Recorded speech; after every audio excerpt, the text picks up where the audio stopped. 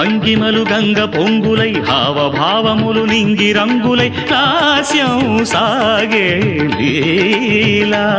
రసఝరులు జాలువారేలా జలపాత గీతముల తోడుగా పర్వతాలు ప్రసవించిన పచ్చని ప్రకృతి ఆకృతి పార్వతి కాగా